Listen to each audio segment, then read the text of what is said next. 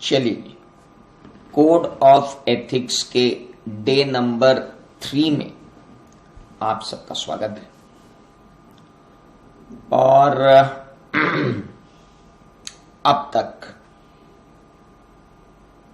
इस bar code of ethics तो हमने देखा वो अलग था, लेकिन हमारा कोड ऑफ एथिक्स क्या कहता है, our own code of ethics जो कह रहा है, हम उस पे बात चालू कर रहे हैं।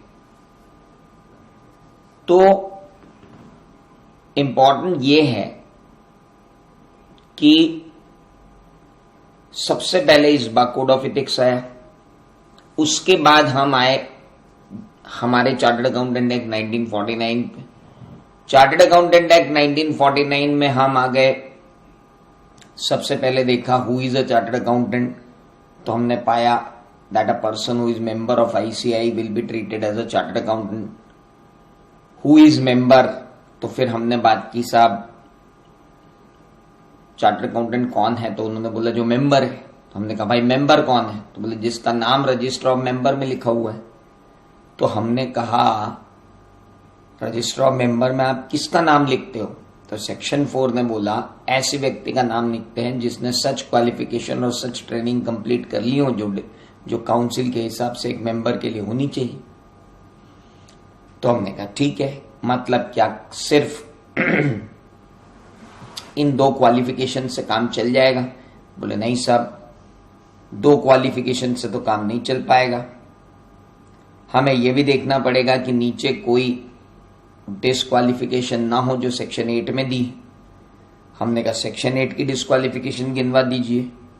तो हमसे कहा गया कि सर सेक्शन 8 की डिस्क्वालिफिकेशन में पहली डिस्क्वालिफिकेशन आती है person who has not attain an age of 21 year.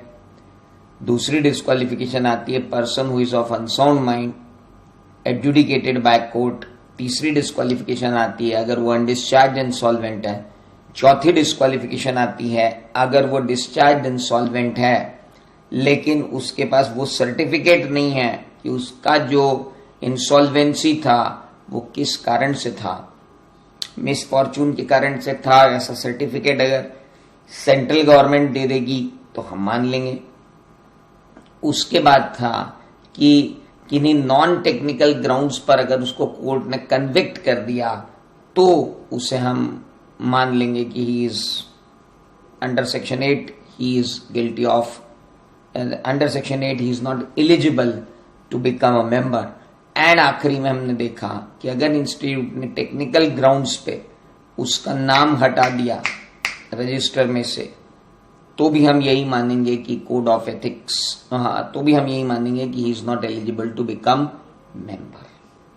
तो कुल जमा इतनी बातें अब तक हमने की। अब हम और आगे बढ़ते हैं कि मेंबर्स कितने टाइप के होते हैं, how many type of members are there. तो मेरे दोस्त, मेंबर्स को आप जब बांटने जाओगे तो 2 भागों में बांटोगे। पहला, मेंबर ऑफ द इंस्टीट्यूट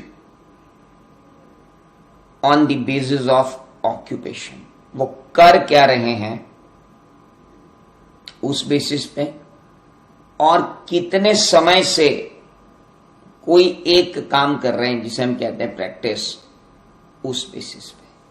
यानी अगर मैं यूं देखूं तो मेंबर खाली 2 ही होते हैं, member deem to be in practice and member otherwise occupied. फिर member deem to be in practice के 2 भाग हो गए, एफसीए और एसीए। अगर आप इसको ऐसा भी समझना चाहें तो सही।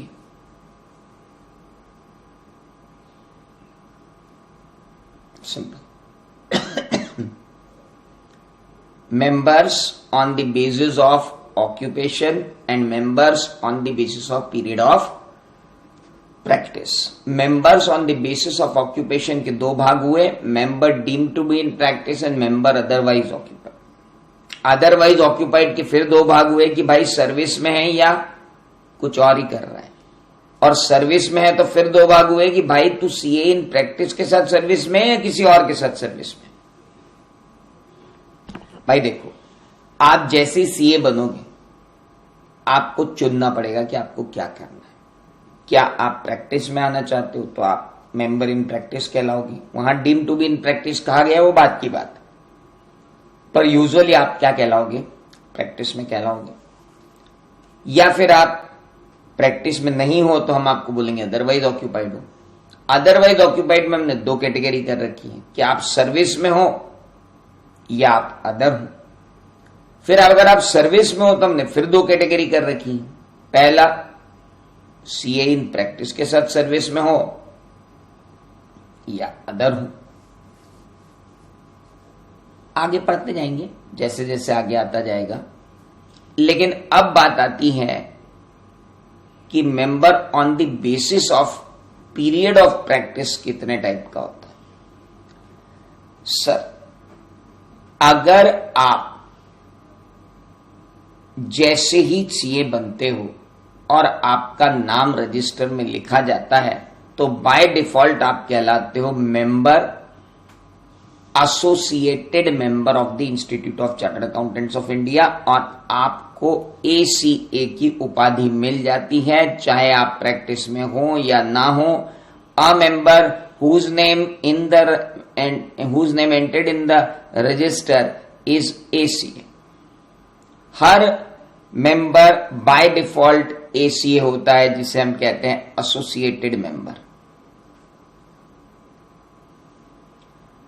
लेकिन एक एसोसिएटेड मेंबर जिसने कंटिन्यूअसली प्रैक्टिस की है इंडिया में कम से कम 5 साल, वो अप्लाई करता है इंस्टीट्यूट को कि मुझे एफसीए दे बना दो, तो उसे फिर फेलो मेंबर ऑफ आईसीएआई बनाया जाता है। अपने आप नहीं होता, उसे अप्लाई करना होता है कि मुझे बना दिया जाए एफसीए, क्योंकि मैं इंडिया में 5 साल से कंटिन्यूअस प्रैक्टिस में हूं, तो मुझे क्या बना दिया जाए, एफसीए अप्लाई करना पड़ेगा। ऐसा मत समझना कि 5 साल तक आपकी प्रैक्टिस हो गई तो ऑटोमेटिकली आपके पास एफसीए मेंबरशिप आ जाएगी। No no no, after completing 5 years or more you need to apply to ICAI कि मुझे फेलो मेंबर के रजिस्टर में मेरा नाम लिख लिया जाए। I am a fellow member because I am holding experience of chartered accountant in practice for 5 years। कई बार हमारे कई एसीए ऐसे होते हैं जो सरकारी ऑफिसों में या कहीं अन्य ऑफिसों में इस तरीके का काम कर रहे होते हैं जो काम नॉर्मली एक चार्टर्ड अकाउंटेंट इन प्रैक्टिस करता है। आप चार्टर्ड अकाउंटेंट बने, आपने डिलॉयट के अंदर एम्प्लॉयमेंट किया और ऑडिट सेक्शन के हेड रहे। 10 साल तक आप ऑडिट सेक्शन के ही हेड रहे और आपने ऑडिट ही किया। अब आप institute of chartered accountants of India के एग्जीक्यूटिव कमेटी को कहते हो कि सर मेरे इस एक्सपीरियंस को 5 साल वाले चार्टर्ड अकाउंटेंट के एक्सपीरियंस के बराबर मान लिया जाए। तो ACA whose experience of 5 years in the opinion of council is equivalent to practice, वो भी अप्लाई कर सकता है। और अप्लाई करने के बाद काउंसिल देखेगी कि क्या वाकई में उसके एक्सपीरियंस को 5 साल का एक्सपीरियंस मान लिया जाए। अगर मान लेते हैं तो विथ फीस उनका नाम फेलो मेंबर के रजिस्टर में लिख लिया जाएगा। तो फेलो मेंबर के रजिस्टर में किन किन का नाम आ सकता है जो अप्लाई करेंगे। अप्लाई कौन करेगा? अप्लाई 2 लोग करेंगे, या तो जिसने इंडिया में कंटिन्यूअस 5 years प्रैक्टिस कर ली हो, या जिसने इंडिया में कंटिन्यूअस 5 years की प्रैक्टिस के बराबर का एक्सपीरियंस गेन किया हो, भले ही उसने प्रैक्टिस नहीं की हो और उसने काउंसिल को प्रूव कर दिया हो कि साहब मेरा एक्सपीरियंस जो है it is equivalent to a chartered accountant in practice, तो उसे इंस्टीट्यूट एफसीए बनाएगा। एफसीए बाय डिफॉल्ट नहीं बनता, ये बात आपको अच्छे से ध्यान में रखनी है, दैट FCA ऑटोमेटिकली नहीं बनता। अब बात आती है members on the basis of occupation में सबसे पहली बात आती है member deemed to be in practice. कौन से मेंबर को deemed to be in practice माना जाता है, ये सेक्शन बड़ी इंपॉर्टेंट है और 2021 में इस डेफिनेशन में कुछ चेंजेस आए हैं, तो उन्हीं चेंजेस को अब हम डील करेंगे 2021 के हिसाब से। आइए सबसे पहले देखें member deemed to be in practice कौन है। A member of ICAI shall be deemed to be in practice when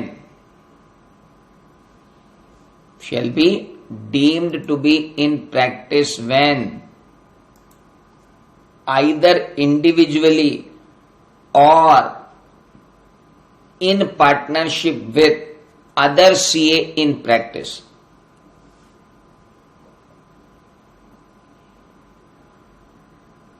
In consideration of remuneration received or to be received, यानी या तो इंडिविजुअली या in partnership with CA in practice, कोई तीसरा option नहीं,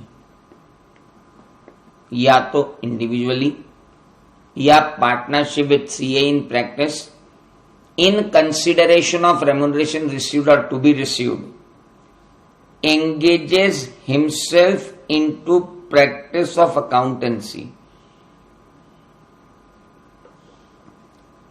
आप CA बने, बिल्कुल CA बनने के बाद आपने सोचा कि मैं क्या करूं, आपने सोचा यार ऑडिट वॉडिट तो नहीं करना है, तो क्या करें, आपने इंडिविजुअली छोटे छोटे दुकानदारों को कहा आप सब लोगों को GST में प्रॉब्लम आती होगी, बुक्स ऑफ अकाउंट्स की प्रॉब्लम होती होगी, मैं आपका बुक कीपिंग भी कर दूंगा और GST रिटर्न भी फाइल कर दूंगा। यानी आप अपने आप को प्रैक्टिस ऑफ अकाउंटेंसी में इन्वॉल्व कर रहे हो, या तो इंडिविजुअली इन्वॉल्व कर रहे हो या किसी चार्टर्ड अकाउंटेंट इन प्रैक्टिस के साथ इन्वॉल्व कर रहे हो। Either you are involving individually और involving with another chartered accountant in practice, और फ्री फोकट में नहीं, in consideration of remuneration received. तुमने अपने मामा जी की दुकान की किताबें लिख दी, बुक्स ऑफ अकाउंट्स लिख दी और उनसे कुछ भी नहीं लिया, तो मैं तुम्हें deemed to be in practice नहीं मानूंगा, क्योंकि मामा जी के साथ तुम पर्सनल कैपेसिटी में अकाउंटिंग कर रहे थे, मैं तुमसे प्रोफेशनल कैपेसिटी में अकाउंटिंग चाह रहा था।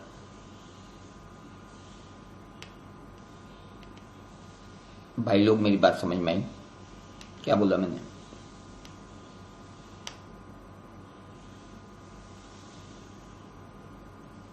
मेरे पास मेरी बिल्डिंग के लोग आए और बोले सर ये नवरात्रि के गरबे में जो इनकम एक्सपेंडिचर हुआ इसको आप देख के साइन कर दो। देख के साइन कर दी, मैंने कोई फीस थोड़ी लेनी है उनसे, पर्सनल कैपेसिटी। जब आप CA बनने के बाद प्रोफेशनल कैपेसिटी में प्रैक्टिस ऑफ अकाउंटेंसी में उतर जाते हो, या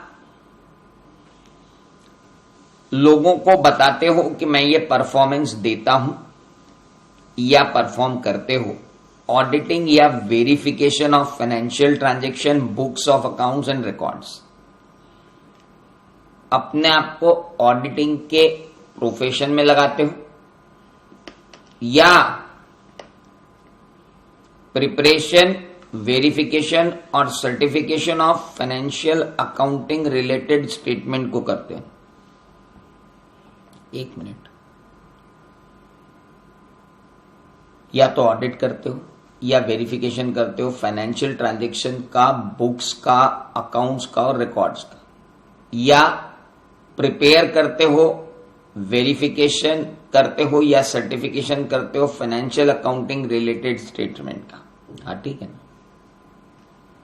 या अपने आप को पब्लिक अकाउंटेंट की तरह बताते हो।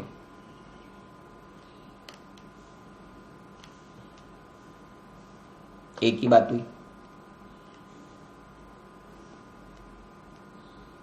आप अपने आप को एंगेज करते हो into the practice of accountancy या प्रैक्टिस ऑफ ऑडिटिंग या प्रैक्टिस ऑफ वेरिफिकेशन या प्रैक्टिस ऑफ प्रिपरेशन या practice of certification of any financial information, या दुनिया भर को बताते हो कि आप एक पब्लिक अकाउंटेंट हो। भले आपके पास अभी कोई क्लाइंट नहीं है, लेकिन बता तो रहे हो दुनिया को कि मैं पब्लिक अकाउंटेंट हूं। ओके। या आप प्रोफेशनल सर्विसेज रेंडर कर रहे हो उन मैटर्स की जो रिलेट करते हैं अकाउंटिंग प्रोसीजर या रिकॉर्डिंग, प्रेजेंटेशन और सर्टिफिकेशन ऑफ फाइनेंशियल फैक्ट्स से रिलेटेड। लोगों को प्रोफेशनल सर्विसेज दे रहे हो कि इंड एएस कैसे लगाएं, एएस कैसे लगाएं।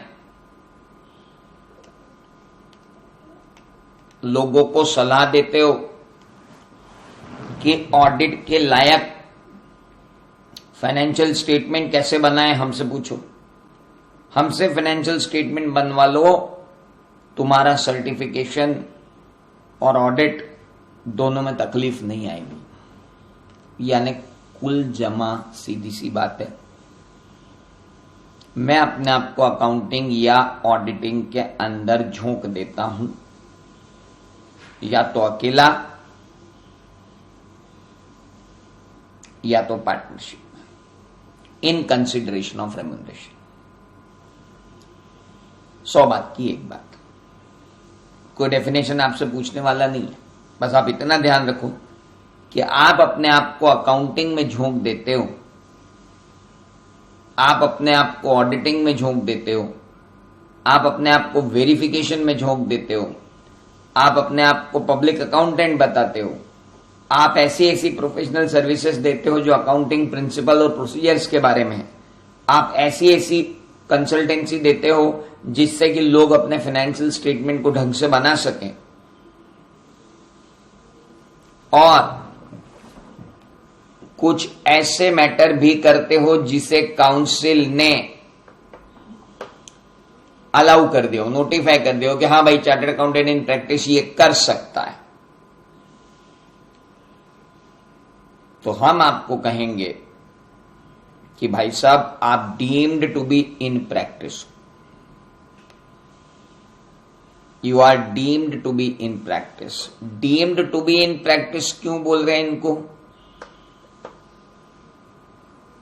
इन प्रैक्टिस सीधे क्यों नहीं बोल रहे हैं बेटा? Deemed to be in practice इसलिए बोल रहे हैं क्योंकि अब ये कंफर्म नहीं है कि ये जो बंदा इतने काम कर रहा है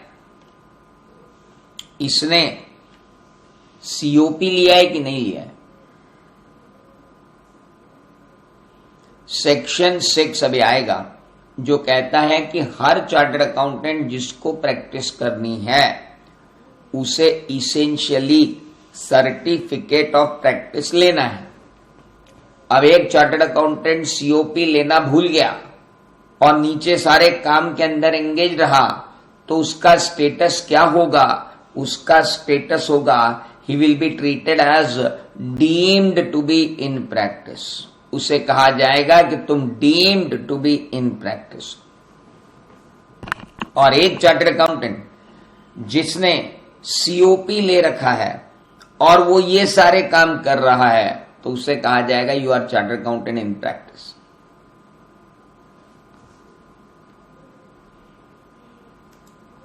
मेरा ख्याल है आपको यह समझ में आ चुका होगा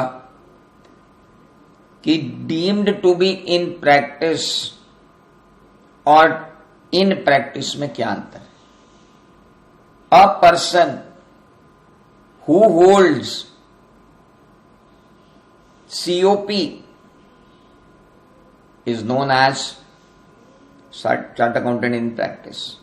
But a person who does not hold COP and giving all these kind of services which is not allowed. Section 6 debars you that you should not do all these kind of services unless you don't have COP. तो आप ये मत सोचना कि बिना COP लिए ये सब काम अपन कर देंगे तो कोई दिक्कत नहीं है. मिसकंडक्ट है. बिना COP लिए इस तरीके के काम कर देना अपने आप में मिसकंडक्ट है. ये ध्यान रखें. तो फिर deemed to be in practice definition क्यों बनाई? उसी मिसकंडक्ट को पहचानने के लिए मेरे दोस्त. और अगर हम लिख देते कि एक बंदा जिसके पास सर्टिफिकेट ऑफ प्रैक्टिस है प्रैक्टिसिंग CA कहलाएगा, तो जो लोग COP नहीं लेते वो बोलते हम तो है ही नहीं, वी आर नॉट.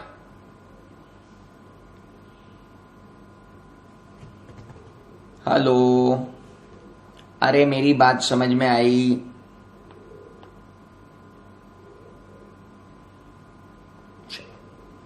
अब रुको, अभी अब तो शुरू हो रहा है खेल. Such other services as notified by the council. उसके लिए नेक्स्ट चार्ट. काउंसिल ने दो बार अपने पावर्स को यूज करते हुए 2 बार पूरी कैटेगरीज अलाउ की चार्टर्ड अकाउंटेंट्स की. और वो कैटेगरीज क्या हैं, अब अपन उस पर चर्चा कर रहे हैं. ऐसे कौन से काम हैं जिन्हें council deemed to be in practice की कैटेगरी में मानता है अकाउंटिंग और ऑडिटिंग के अलावा? अकाउंटिंग, ऑडिटिंग, वेरिफिकेशन, सर्टिफिकेशन और advice. Accounting, auditing, verification, certification और इनके रिलेटेड डेटा बनाने की एडवाइस. इनके अलावा काउंसिल ऑफ ICAI ने 2 बार अलग अलग नोटिफिकेशन जारी करके कहा कि एक चार्टर्ड अकाउंटेंट को अगर वो ये वाली सर्विसेज दे रहा है तो deemed to be in practice माना जाएगा. मेरी बात यूं समझो कि ये इसका एक्सटेंशन है मेरे दोस्त. ये जो है ना, ये अगला chart, this chart is extension of this. देखो ना, लिखा है नेक्स्ट चार्ट. यानी इनके अलावा अगर तुम ये सारे काम करते हुए पाए गए चार्टर्ड अकाउंटेंट बनने के बाद, तो मैं तुम्हें deemed to be in practice मानूंगा अगर तुम मैनेजमेंट कंसल्टेंसी सर्विसेज देते हुए पाए गए या तुम अदर सर्विसेज देते हुए पाए गए. अदर सर्विसेज कैसे? अदर सर्विसेज आप दे रहे हो in professional capacity, not in capacity as an employee or personal capacity. अगर आप लिक्विडेटर बन जाते हो, ट्रस्टी बन जाते हो, एग्जीक्यूटर बन जाते हो, एडमिनिस्ट्रेटर बन जाते हो, आर्बिट्रेटर बन जाते हो, रिसीवर बन जाते हो, एडवाइजर बन जाते हो या रिप्रेजेंटेटिव बन जाते हो कॉस्टिंग, फाइनेंस और टैक्सेशन मैटर के, या आप किसी भी तरीके का सेंट्रल गवर्नमेंट या स्टेट गवर्नमेंट अपॉइंटमेंट ले लेते हो एज सेक्रेटरी, तो हम बोलेंगे भाई साहब आपके पास COP होना जरूरी है. मतलब यूं कि हम आपको deem to be in practice मान लेंगे. अरे यार एक मिनट,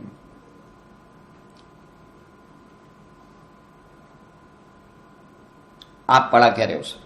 सर मैं पढ़ा रहा हूं कौन बंदा deem to be in practice कहलाता है। तो फिर ये क्या पढ़ा रहे हो भाई? काउंसिल ने कहा था कि कुछ और मामलों में भी हम उसे deemed to be in practice कह सकते हैं। तो कुछ और मामले क्या होंगे वो हम देख रहे हैं। हाँ, तो कुछ और मामले में क्या देख रहे हो? पहले सर अदर सर्विसेज देख रहे हैं। सर अदर सर्विसेज में क्या लिखा हुआ है?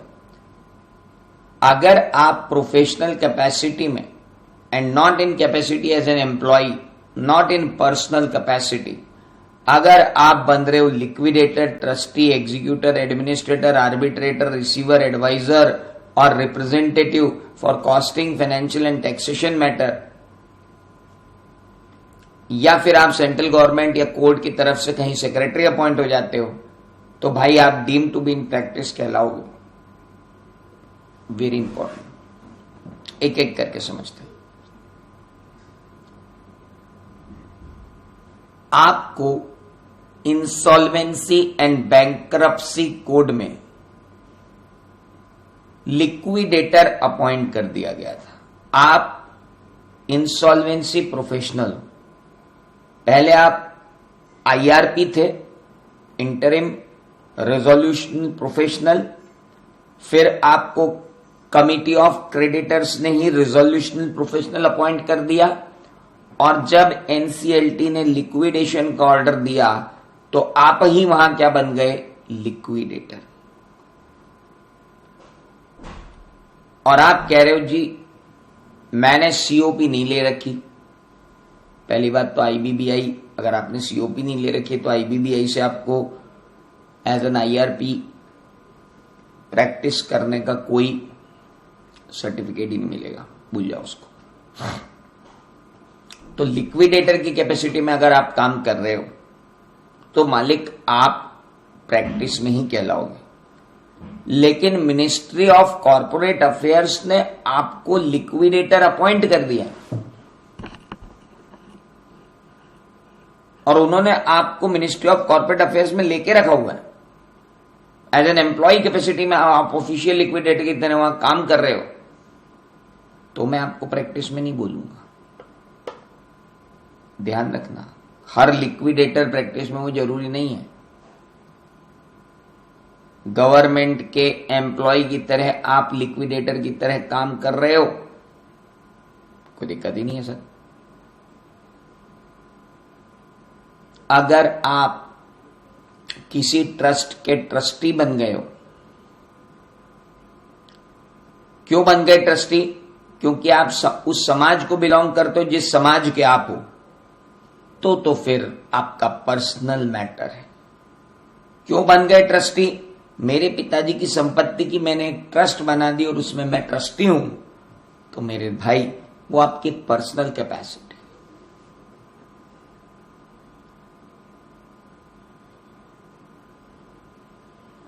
एक बंदे को सीरियस इलनेस थी, उसका बच्चा भी छोटा था, उसे बाकी किसी भी घर वालों पे भरोसा नहीं था। उसने एक चार्टर्ड अकाउंटेंट को हायर किया और कहा सर मैं थोड़े दिन में निकल जाऊंगा इस दुनिया से, आप मेरी सारी संपत्ति को अपने ट्रस्ट में रखिए और मेरा बच्चा जब बड़ा हो जाए तो उसे आप दे दीजिएगा, ये जिम्मेदारी मैं आपको सौंप के जा रहा हूं। और उसने ट्रस्टी अपॉइंट किया है आपको। Yes, now you are in professional capacity, you are a trustee. Government ने किसी स्कीम को एग्जीक्यूट करने के लिए आपको हायर किया है कि सर इसको एग्जीक्यूट करवा दीजिए, that is called an executor. किसी स्कीम को एडमिनिस्टर करने के लिए आपको अपॉइंट कर दिया गया है, you are administrator to this scheme, I will become administrator. मैं अमलगमेशन एडमिनिस्टर करूं, मैं अमलगमेशन एग्जीक्यूट करूं, whatever I will do. मैं आईबीसी की किसी स्कीम को एग्जीक्यूट करूं, वॉट एवर। मेरे दो भाई हैं, दोनों का साझा बिजनेस। एक दिन दोनों में जबरदस्त झगड़ा हो गया। वो दोनों आए, बोले भैया हमने अपने एग्रीमेंट में लिख रखा था कि जब भी हम दोनों के बीच में कोई झगड़ा होगा बड़े भैया सुलझाएंगे। वो मेरे पास आ गए, उन्होंने मुझे अपने एग्रीमेंट में आर्बिट्रेटर बना दिया था। अब मैं आर्बिट्रेशन कर रहा हूं, लेकिन ये आर्बिट्रेशन मैं पर्सनल कैपेसिटी में कर रहा हूं, प्रोफेशनल कैपेसिटी में थोड़ी कर रहा हूं।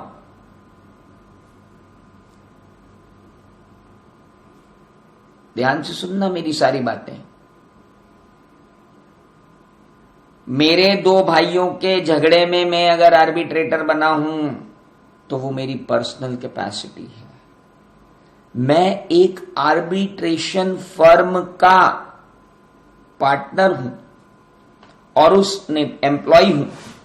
मैं एक बहुत बड़ी लॉ फर्म के अंदर एम्प्लॉय हूं और वो लॉ फर्म मुझे आर्बिट्रेटर अपॉइंट करवा देती है कहीं, और तनख्वाह तो मुझे लॉ फर्म दे रही है, तो दैट इज नॉट कि मैं प्रैक्टिस में हूं, मैं एज एन एम्प्लॉय वहां काम कर रहा हूं, मैं प्रैक्टिस में नहीं कहलाऊंगा।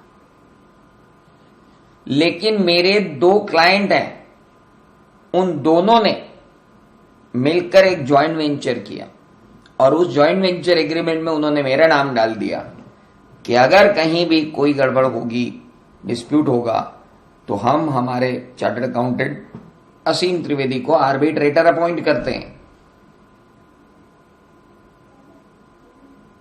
अगर ऐसा है कि आप आर्बिट्रेटर अपॉइंट कर रहे हो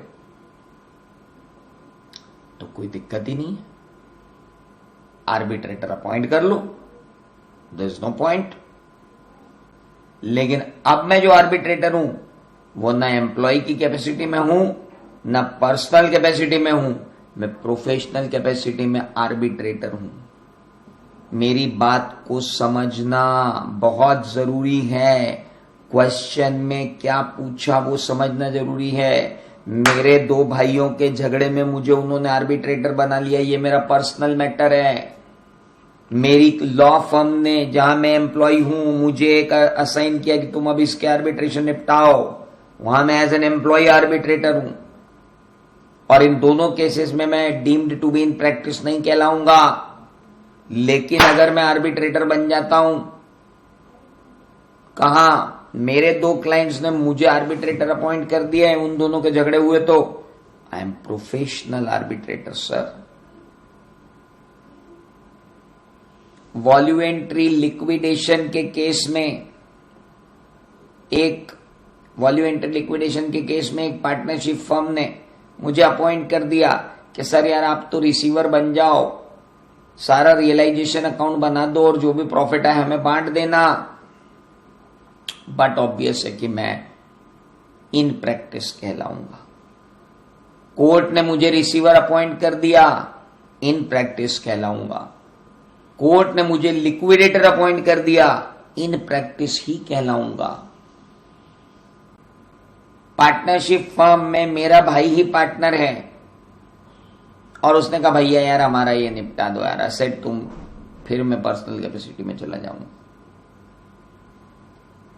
अगर मैं किसी भी क्लाइंट को एडवाइज करूं या उसे ट्रिब्यूनल के सामने, कोर्ट के सामने, असेसिंग ऑफिसर के सामने रिप्रेजेंट करूं, चाहे कॉस्टिंग के मैटर में, चाहे फाइनेंशियल मैटर में, चाहे टैक्सेशन मैटर में, टैक्सेशन मैटर में डायरेक्ट टैक्सेशन मैटर हो या इनडायरेक्ट टैक्सेशन मैटर हो, अगर मैं अपने क्लाइंट को टैक्सेशन मैटर में, फाइनेंशियल मैटर में, कॉस्टिंग मैटर के अंदर एडवाइस करता हूं या रिप्रेजेंट करता हूं,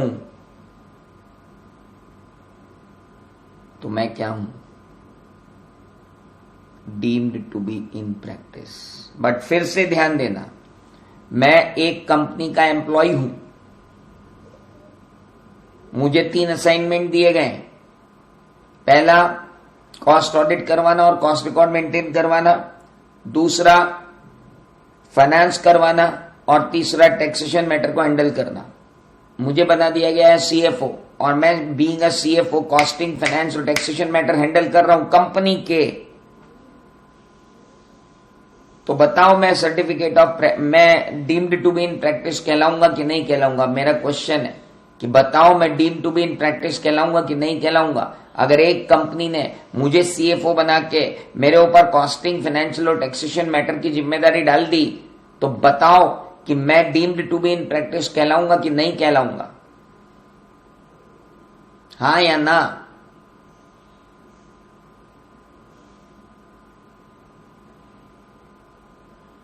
ओ जल्दी बताओ, yes or no? No, because I am in capacity of employee there. लेकिन मैं सीए हूं, ध्यान देना मेरी बात पे ना, अब मेरे को बिल्कुल सही जवाब चाहिए। मैं सीए हूं, सीओपी नहीं ली, लेकिन फिर भी लोगों को कॉस्टिंग, फाइनेंशियल, टैक्सेशन मैटर के अंदर एडवाइस करता हूं, रिप्रेजेंट करता हूं, तो क्या मैं deem to be in practice कहलाऊंगा? यस, यस, बिल्कुल कहलाऊंगा। सर आप सीए हो? हां। क्या करते हो? मैं तो खाली अकाउंटिंग करता हूं, ऑडिट तो मैं करता ही नहीं हूं, सील सिक्के तो मैं लगाता ही नहीं हूं। तो भी तुम deem to be in practice हो। अरे पर सर ऑडिट ही नहीं कर रहा, उससे मतलब नहीं है। अकाउंटिंग में इन्वॉल्व हो ना, तुम सीए इन प्रैक्टिस हो। सेंट्रल गवर्नमेंट ने या कोर्ट ने आपको कहीं सेक्रेटरी अपॉइंट कर दिया है, नॉट एज एन एम्प्लॉय, तो भी आप deem to be in practice कहलाओ। इनमें तो कहीं भी चेंज नहीं आया 2021 के अंदर।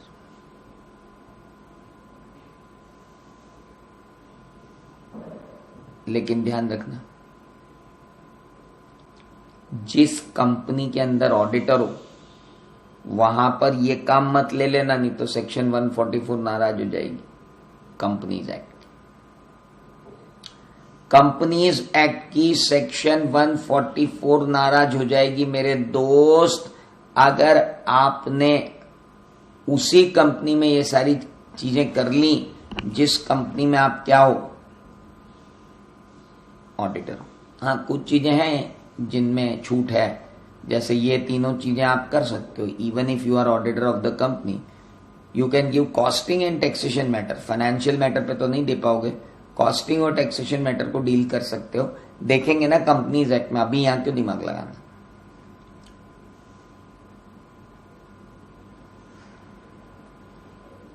मैनेजमेंट कंसल्टेंसी सर्विसेज को डिफाइन किया, लेकिन यहां पर चेंज आया। 2021 मिशन और 2020 मिशन में अंतर आया, चेंज हो गई डेफिनेशन। आइए चेंज क्या है वो देखते हैं। चेंज आपको दिखाऊंगा मैं। हाँ जी, अब जरा आप मेरे साथ बहुत ही अलग मुद्दे पर चर्चा कर रहे हो। Council has passed a resolution permitting a chartered accountant in practice to render entire range of management consultancy and other services given below. The expression management consultancy and other services shall not include the functions of statutory or periodical audit, tax representation or advice concerning the tax matter, or acting as a liquidator, trustee, executor, administrator, arbitrator, receiver। तो मेरे दोस्त, मैंने जो chart बनाया उसमें दो services अलग अलग दे दी, यानी मैनेजमेंट कंसल्टेंसी सर्विसेज में वो सर्विसेज शामिल नहीं होंगी जिनको अभी अपन पढ़ के आए।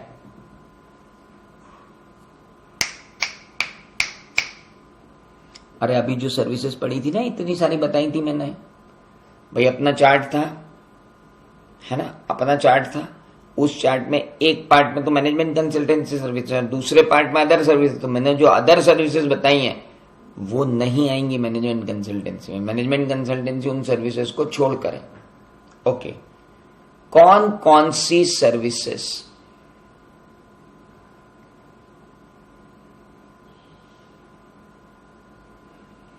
Financial management planning and financial policy determination, capital structure planning and advice regarding raising of funds, working capital management, preparing the project report, preparing the cash budget for client, cash flow statement for client, profitability statement for client, statement of sources and application of funds for client, budgeting including capital budgets and revenue budgets consultancy to client, inventory management consultancy to client, material handling and storage consultancy to client, market research and demand studies for client, price fixation and other managerial decision making for client, management accounting systems, cost control and value analysis for client, control methods and management information reporting for client, personal recruitment and selection for client, setting up executive incentive plan, wages, incentive plan, etc.,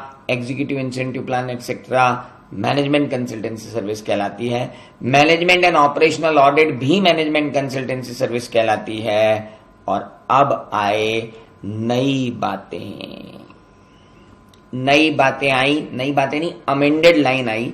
उसमें पहले था valuation of share and business and advice regarding amalgamation, merger and acquisition. उसके बाद add किया acting as a registered valuer under Companies Act 2013, read with Companies Registered Valuer and Valuation Rules 2017।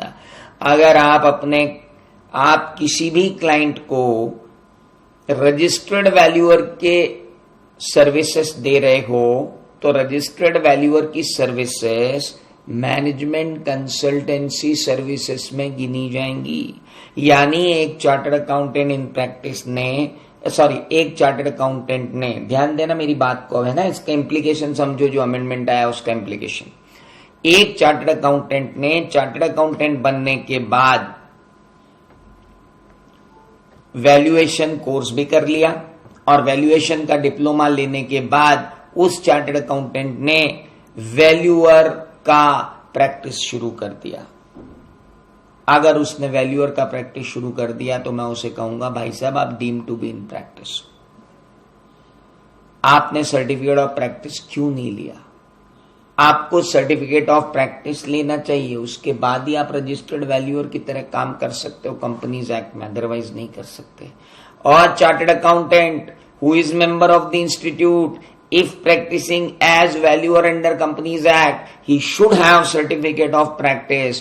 क्योंकि अगर COP नहीं लिया तो मैं तो यही बोलूंगा कि you are deemed to be in practice, क्योंकि तुम मैनेजमेंट कंसल्टेंसी सर्विसेज दे रहे हो। तो ये अमेंडमेंट आया रजिस्टर्ड वैल्यूअर वाला, ये इनकॉर्पोरेट हुआ काउंसिल की 388वीं मीटिंग जो 6 और 7 फरवरी 2020 को हुई, उसमें इसको इंक्लूड किया गया। इसलिए ये मिशन 2020 में शामिल नहीं है, मिशन 2021 में शामिल है। आगे बढ़े, चलिए। Business policy, corporate planning, organization development, growth and diversification, no problem. Organizational structure and behavioral development of human resources, including design and conduct of training program, work study, job description, job evaluation, evaluation of workload। मैं organisation के human resources को train करने का काम कर रहा हूं, अपने क्लाइंट के, उनकी वर्क एंड मोशन स्टडी कर रहा हूं, टाइम एंड मोशन स्टडी कर रहा हूं, उनके जॉब डिस्क्रिप्शन देख रहा हूं, जॉब इवेल्युएशन देख रहा हूं, इवेल्युएशन कर रहा हूं उनके वर्कलोड का। सर ये सब मैनेजमेंट कंसल्टेंसी सर्विसेज में ही आता है, that is with in the management consultancy services itself. किसी भी क्लाइंट का system analysis, design, computer related services including selection of hardware कौन सा करना चाहिए, सॉफ्टवेयर कौन सा सिलेक्ट करना चाहिए, रेंडर कर रहे हो एक chartered accountant in practice, ERP की सर्विसेज दे रहे हो, EDP की सर्विसेज दे रहे हो, you are giving management consultant, acting as an advisor or consultant to issue including such matter। अब आप पब्लिक इशू पे आ गए लोगों की, प्रोस्पेक्टस ड्राफ्ट कर रहे हो, मेमोरेंडम बना रहे हो, सेलिएंट फीचर्स बना रहे हो प्रोस्पेक्टस के, LOD स्टॉक एक्सचेंज के साथ लिस्टिंग एग्रीमेंट फाइनल कर रहे हो, पब्लिसिटी बजट बना रहे हो, एडवर्टाइजमेंट मीडिया कौन से सेंटर होंगे, बैंकर टू द इशू कौन होगा, कलेक्शन सेंटर कौन होंगे, ब्रोकर टू द इशू कौन होगा, अंडरराइटर कौन होगा, इन सब का इंतजाम कर रहे हो, करो मेरे दोस्त, कोई दिक्कत नहीं है। एडवाइस कर रहे हो regarding selection of various agencies, issue से रिलेटेड एडवाइस कर रहे हो, पोस्ट इशू एक्टिविटी की इशू हो गया, अब आगे क्या स्टेप लेनी है। Adviser to the public issue तो आप बहुत आसानी से बन सकते हैं, लेकिन अब आ रहा है बहुत इंपॉर्टेंट बात। For the removal of doubt it is hereby clarified that broking, underwriting और portfolio management chartered accountant in practice को परमिटेड नहीं है, परमिटेड नहीं है, परमिटेड नहीं है। 3 एक्टिविटीज चार्टर्ड अकाउंटेंट को परमिटेड ही नहीं है, broking activity, underwriting activity, portfolio management activity, they are not permitted to a chartered accountant in practice. Advisor to the public issue बन जाओ, कोई दिक्कत नहीं है, adviser to the public issue होने में कोई दिक्कत नहीं है, लेकिन कृपा करके ब्रोकिंग, अंडरराइटिंग और पोर्टफोलियो मैनेजमेंट मत करना, मत लिखो कुछ भी, सब आपके चार्ट में वहां इंक्लूडेड है ये सारी चीजें, you don't worry about it. Investment counselling in respect of securities as per SEBI regulation and other financial instrument, भाई ध्यान रखना, आप इन्वेस्टमेंट कंसल्टेंसी सर्विसेज भी दे सकते हो, registrar and to an issue भी बन सकते हो, share transfer, registrar to an issue and for transfer of shares and other security भी कर सकते हो, क्वालिटी ऑडिट कर सकते हो, एनवायरमेंट ऑडिट कर सकते हो, एनर्जी ऑडिट कर सकते हो, रिकवरी कंसल्टेंट बन सकते हो बैंकिंग सेक्टर के अंदर, insurance financial advisory services and insurance regulatory development authority act 1998 के अंदर इंश्योरेंस ब्रोकरेज कर सकते हो, इंश्योरेंस एजेंट नहीं बन सकते हो। बताऊंगा दोनों के अंदर अंतर, चिंता मत करो, यहां भी कोई चेंज नहीं है।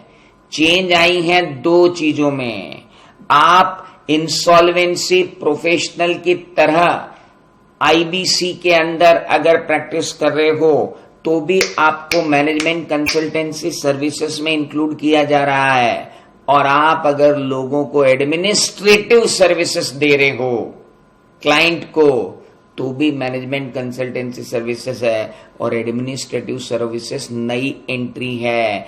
इंसॉल्वेंसी एंड बैंक्रप्सी कोड 2016 नई एंट्री है, वैल्यूअर नई एंट्री है, 3 नई एंट्रियां हैं 2021 के लिए इस डेफिनिशन में, और वो 3 एंट्रियां कौन कौन सी हैं? Valuer under the valuation rules under Companies act, insolvency professional under the IBC and administrative services. और अभी मैंने आपको एडमिनिस्ट्रेटिव सर्विसेज के बारे में बताया ही नहीं है कि एडमिनिस्ट्रेटिव सर्विसेज क्या है।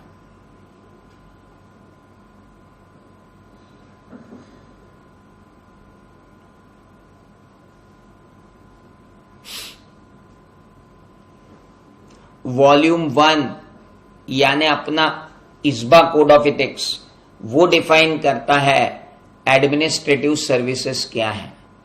एडमिनिस्ट्रेटिव सर्विसेज क्या है इस पर अपन आराम से चर्चा करते हैं, अभी रुको, अभी रायता फैल जाएगा। ये सब नया है, ये सब चीजें नहीं है, क्योंकि एडमिनिस्ट्रेटिव सर्विसेज ही नहीं है, इसलिए ये पूरा पेज नया है ना। तो अभी जरा अपन अपने चार्ट को पहले पढ़ लें। देखो भैया, फाइनेंशियल मैनेजमेंट की सारी सर्विसेज दे दो, पढ़ी ली थी वहां पे। कॉस्टिंग से रिलेटेड सारी सर्विसेज दे दो, पढ़ी ली थी वहां पे। वैल्यूएशन यहां पर लिख दो, including valuer under Companies Act. ये आया अपना अमेंडमेंट। मैनेजमेंट कंसल्टेंसी दो, adviser and consultant for public issue बन जाओ, इन्वेस्टमेंट एडवाइजर बन जाओ, रजिस्ट्रार टू द इशू बन जाओ, एचआर सर्विसेज दे दो, क्वालिटी, इन्वायरमेंट, एनर्जी ऑडिट कर लो, रिकवरी कंसल्टेंट बन जाओ बैंक में, इंश्योरेंस, फाइनेंशियल एडवाइजरी सर्विसेज दे दो as defined in IRDA, become broker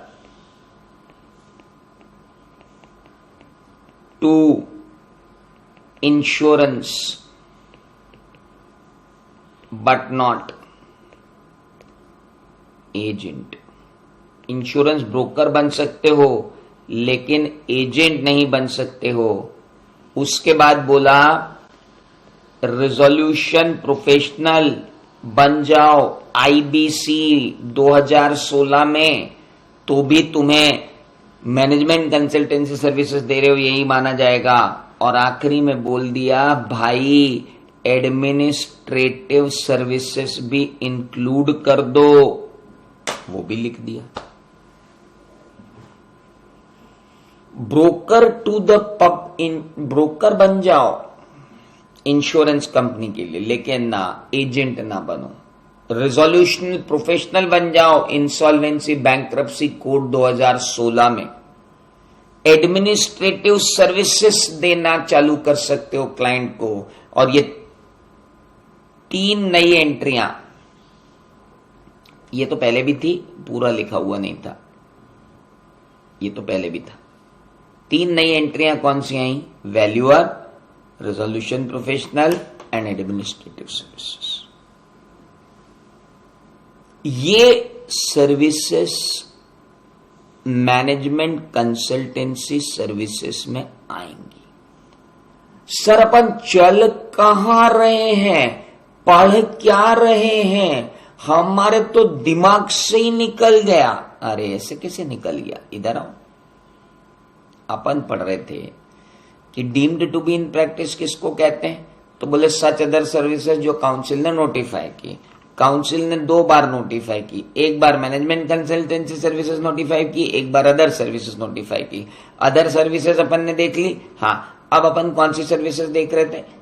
management consultancy services. तो कौन कौन सी सर्विसेज मैनेजमेंट कंसल्टेंसी सर्विसेज में आती है?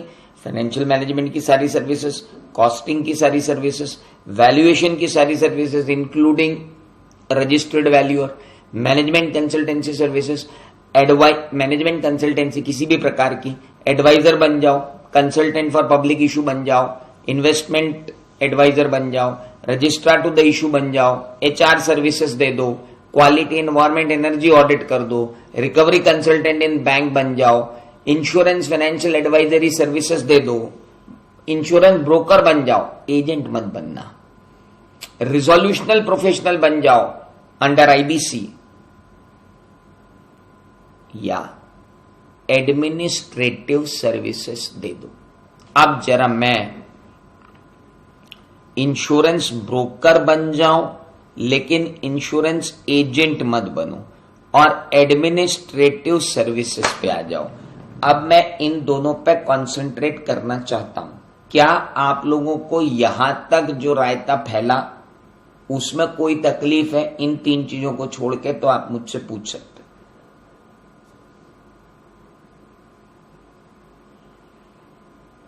भाई लोग, इस बीच में कोई तकलीफ अगर आपको है तो आप पूछ सकते हो। मैं अभी आपको पढ़ा रहा हूं कि एक chartered accountant deemed to be in practice कब कहलाता है।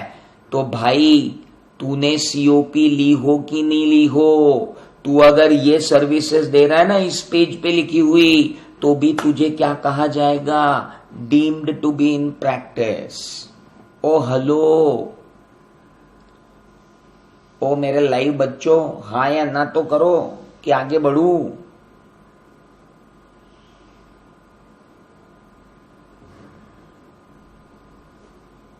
आगे बढ़ूं कि नहीं बढ़ूं? कोई डाउट किसी प्रकार का? Any doubt you have? No? चलिए, no doubt, then let's go ahead. So it is quite simple. Management consultancy services में क्या आएगा और अदर सर्विसेज में क्या आएगा? चलिए, अब एक्सप्लेन करना बहुत जरूरी है, क्योंकि 2021 की दोनों एग्जाम इन 3-4 चीजों पर कंसंट्रेट करेगी। अब मैं बात कर रहा हूं कि इंश्योरेंस ब्रोकर तो बन सकते हो, लेकिन इंश्योरेंस एजेंट नहीं बन सकते। तो समझते हैं ये क्या है। देखो, मेरा क्लाइंट मेरे पास आता है और कहता है, सर मेरा 55 करोड़ रुपए का प्लांट है और इस 55 करोड़ रुपए के प्लांट का मेरे को इंश्योरेंस करवाना है, फायर इंश्योरेंस करवाना है, फिर स्टोर्स के अंदर बर्गलरी का और इंश्योरेंस करवाना है। मैंने कहा ठीक है, करवा देते हैं। सर बढ़िया सा इंश्योरेंस प्लान किसी बढ़िया सी इंश्योरेंस कंपनी से करवाओ ना यार। मैंने कहा ठीक है। मैंने इंश्योरेंस कंपनी के डेवलपमेंट ऑफिसर्स को कॉल लगाए और कहा आप लोगों से मीटिंग करनी है, क्योंकि मेरे क्लाइंट के रिस्पेक्ट में मैं एक बेस्ट इंश्योरेंस पॉलिसी चाहता हूं, तो आप आए और मिलें। मैंने 4 अलग अलग इंश्योरेंस कंपनी के डेवलपमेंट ऑफिसर्स जो उनके थे उनको बुलाया, उनसे मीटिंग की। मीटिंग करने के बाद उन चारों में से मैंने एक कंपनी को सिलेक्ट किया और उस कंपनी को, क्लाइंट को बोला कि अब इसकी पॉलिसी ले लो, और उसका पूरा इंश्योरेंस करवा दिया। और अब मैं इंश्योरेंस कंपनी से कह रहा हूं कि boss, I need fees from you. और मैं अपने क्लाइंट से भी कह रहा हूं कि I need fees for you, I need fees from you. उसको भी बोला I need fees from you, क्योंकि मैंने आप दोनों को मिलाया है।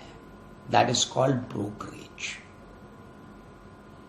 देन एजेंट क्या होता है? एजेंट तो ये है कि मैं इंश्योरेंस कंपनी की तरफ से क्लाइंट्स को पकड़ पकड़ के इंश्योरेंस करा रहा हूं। ब्रोकर का मतलब I am not governed by any insurance company. It's my choice कि किस इंश्योरेंस कंपनी से इंश्योरेंस करवा के अपने क्लाइंट को दूं और उसकी ब्रोकरेज लूं, वो मैं ले सकता हूं। Got my point? I can become broker to the insurance, but not an agent to the insurance. Very important. Got it? Everyone? चलिए,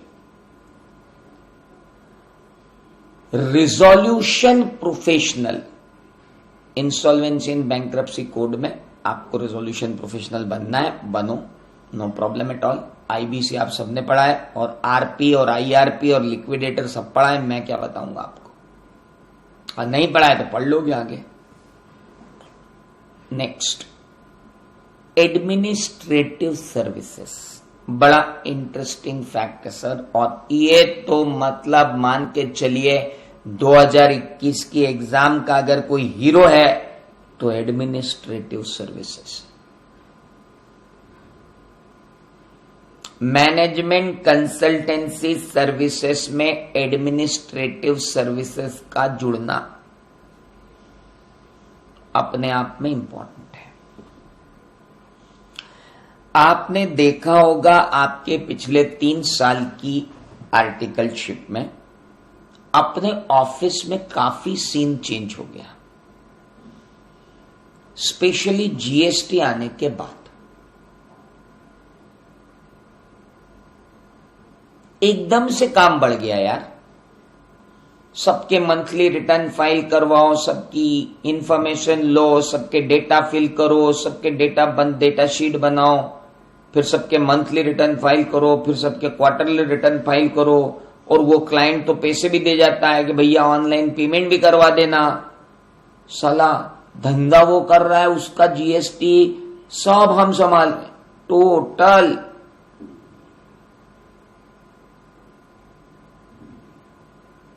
हेलो, तो क्या अपने क्लाइंट को हम ऐसी सर्विसेज ना दें एडमिनिस्ट्रेटिव काइंड की? दो ना, किसने मना किया? अगर एडमिनिस्ट्रेटिव सर्विसेज दोगे तो क्या कहलाओगे? कि तुम मैनेजमेंट कंसल्टेंसी सर्विसेज दे रहे हो या मैनेजमेंट सर्विसेज दे रहे हो, और इनमें से एक भी सर्विस तुमने दे दी ना, ध्यान से सुनना,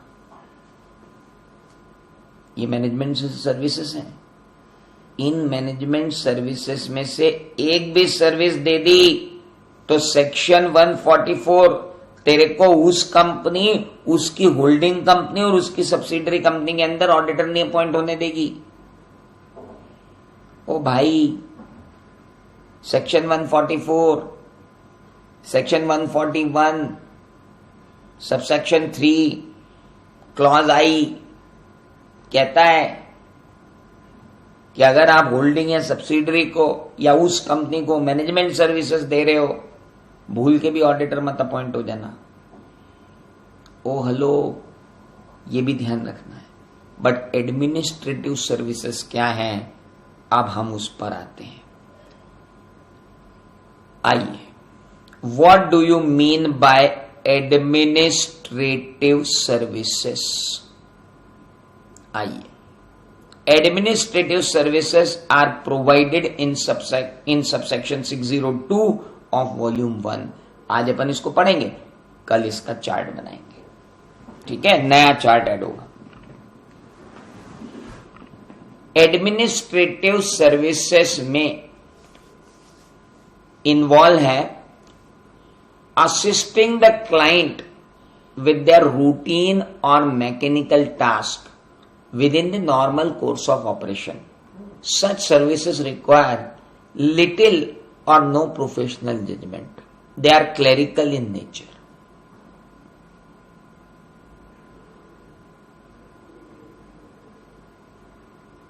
Word processing services. सर यार, हमारे डॉक्यूमेंट्स को व्यवस्थित करवा दो, हमारे मिनट्स लिखवा दो, हमारे रिजोल्यूशन बनवा दो। वर्ड प्रोसेसिंग सर्विसेज, जिसमें मेरा कोई डिसीजन नहीं लग रहा, तुमने रिजोल्यूशन लिया, मुझे अपडेट कर दिया, मैंने उसको वर्ड प्रोसेस करके रिकॉर्ड कर दी, मेरा कोई जजमेंट नहीं है। सर स्टेच्यूटरी फॉर्म भरवा दो यार, एनुअल रिटर्न भरवा दो, टैक्स रिटर्न भरवा दो, फॉर्म भरवा दो यार, मेरे चालान भरवा दो यार, चलो करवा दो, तुम बोल रहे हो करवा देते। सर ये फॉर्म अपलोड करवा दो ना यार साइट पे, तुम बोल रहे हो सबमिट करवा देते हैं, जो तुम इंस्ट्रक्शन दोगे हम कर देंगे। Sir statutory filing dates please आप देख लो, मेरा कोई भी रिटर्न लेट नहीं होना चाहिए, मेरा कोई भी चालान लेट नहीं होना चाहिए, प्लीज यार ये देख लेना, ठीक है। इन्हें कहते हैं administrative service. Okay, for example GST practitioner जो है वो central goods and service tax rules 2017 के हिसाब से फर्निश कर सकता है आउटवर्ड इनवर्ड की सप्लाई, फर्निश कर सकता है monthly, quarterly, annual, final return, make or deposit or credit into electronic cash ledger, file claim to be refunded, file application for amendment and cancellation of registration, furnish information e-way bill की generate करने के लिए, furnish detail for challan under ITC 4, file application for amendment and cancellation in enrollment, file an intimation to, मतलब GST के जितने काम करना है वो आप कर रहे हो किसी क्लाइंट के लिए तो करो।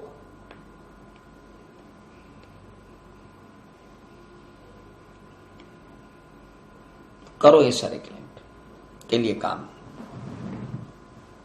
लेकिन ध्यान रखना ये सारे काम तो तुमने कर दिए, अब तुम उसी बंदे का जीएसटी ऑडिट भी कर दो, जीएसटीआर 9C भी तुम ही फाइल कर रहे हो इसका, बावा आराम से सेल्फ रिव्यू थ्रेट आ जाएगी पूरी की पूरी, सारे डेटा तुमने बनाए, सारे रिटर्न तुमने फाइल किए, सारे चालान तुमने फाइल किए, सारी आईटीसी तुमने क्लेम की, और तुम ही उसका जीएसटीआर 9C भी फाइल कर रहे हो। गजब नहीं कर रहे हो? अरे मेरी बात समझ में आई कि नहीं? इतनी सर्विसेज जिसको जीएसटी की दे रहे हो उसका जीएसटी ऑडिट मत कर देना, सेल्फ रिव्यू थ्रेट आ जाएगा।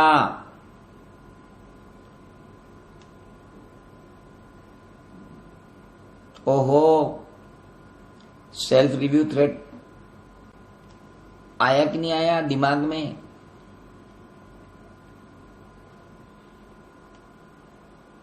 हेलो,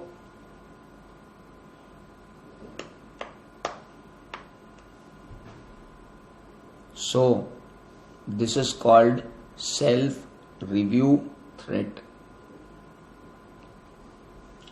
ये सब आपके मॉड्यूल में भी नहीं है, मैंने जो नोट्स दिए उसमें भी नहीं है, ये अब जो नए नोट्स बन रहे हैं उसमें है। तो अभी आप इस ग्रुप में जुड़े रहोगे तो आपको नए नोट्स में ये सब आ जाएंगे। ये पूरी चीज मुझे नए नोट्स में डालनी पड़ेगी।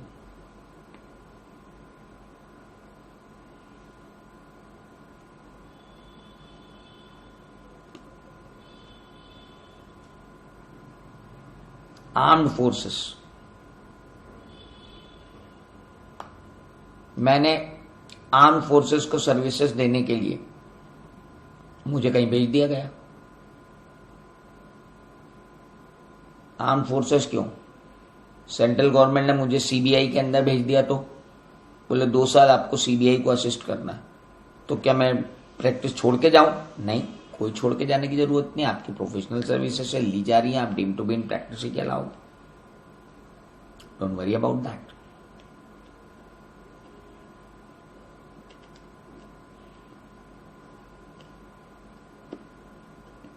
अब आएगी सेक्शन 6,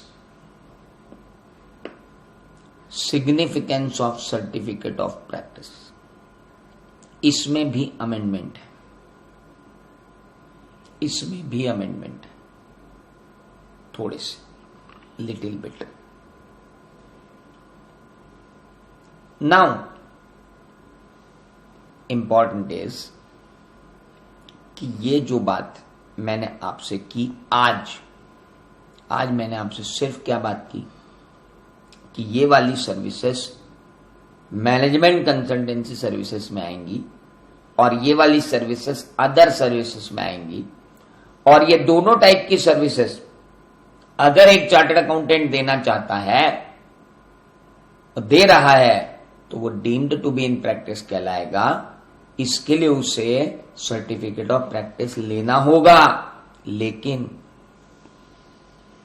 इतनी सर्विसेज एक चार्टर्ड अकाउंटेंट इन प्रैक्टिस के लिए प्रोहिबिटेड है, प्रोहिबिटेड। इतनी सर्विसेज एक चार्टर्ड अकाउंटेंट इन प्रैक्टिस के लिए प्रोहिबिटेड है। कितनी? पोर्टफोलियो मैनेजमेंट सर्विसेज प्रोहिबिटेड है, इंश्योरेंस एजेंसी सर्विसेज प्रोहिबिटेड है, broker for public issue prohibited है, underwriter for public issue prohibited है। आप कैश कलेक्शन एजेंट नहीं बन सकते, प्रोहिबिटेड है। आप एनआरआई फंड मैनेजर नहीं बन सकते, प्रोहिबिटेड है। आप डीएसए ऑफ ऑफिशियल इंस्ट्रूमेंट और प्रोडक्ट नहीं बन सकते, direct selling agent financial instrument या प्रोडक्ट के, अगर आप सीओपी रखते हैं तो। लेकिन अगर मैं चार्टर्ड अकाउंटेंट हूं और मैंने सीओपी नहीं लिया है और मैं अगर ये सारी सर्विसेज देना चाहूं तो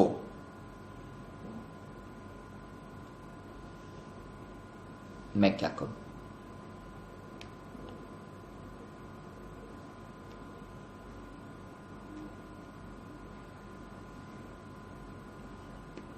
अगर मैं चार्टर्ड अकाउंटेंट हूं और मैंने सीओपी नहीं लिया है और मैं ये सारी सर्विसेज देना चाहता हूं, क्या मैं दे सकता हूं? हां या ना? क्या मैं ये सर्विसेज दे सकता हूं without holding certificate of practice?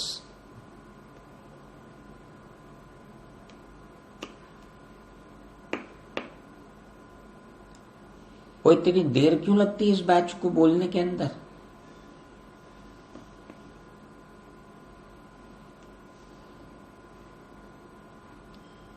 भाई सुनो मेरी बात,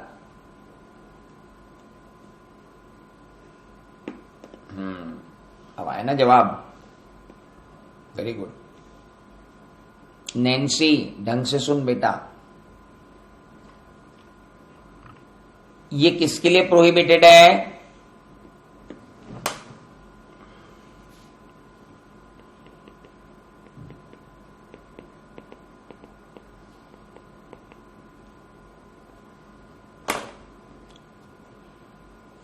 फॉर प्रैक्टिसिंग सीए। किसके लिए प्रोहिबिटेड है? For practising chartered accountant.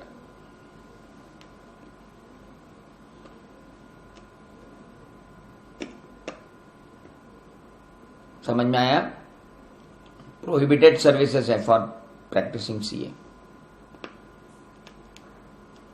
Portfolio management services, insurance agency services, broker, ये सब आप दे सकते हो अगर आपके पास सीओपी नहीं है तो। Got it? Cash collection, NRI fund management, DSA, इन सब पे अपन कल और बात करेंगे। आज सिर्फ इतनी बात हमारे करने के लायक थी। अब नहीं, deem to be in practice कहलाओगे ही नहीं अगर आप ये सर्विसेज दे रहे हो तो। अगर आप ये सर्विसेज दे रहे हो तो आप deem to be in practice कहलाओगे ही नहीं। ये भी ध्यान रखना। खैर, अभी कल इस बारे में और बात होगी और फिर हम और आगे बढ़ेंगे। लेकिन यहां पर 2020 और 2021 में खासे चेंजेस थे। चलिए।